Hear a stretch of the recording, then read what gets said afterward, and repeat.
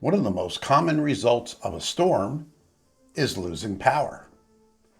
It may happen suddenly, and it may last longer than expected.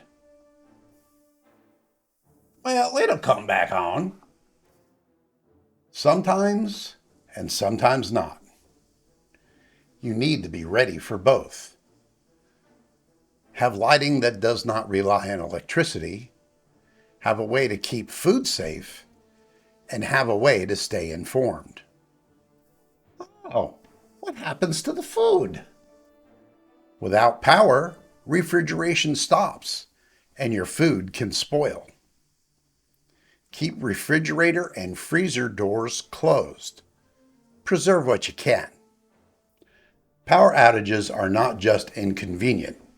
They change how your home functions. When you expect them, they are manageable. When you don't, they become a problem. If you found this helpful, please consider subscribing.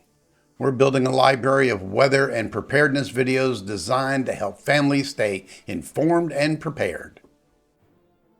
And if you don't subscribe, I'll have to explain hurricanes to you. Oh, I think you should subscribe.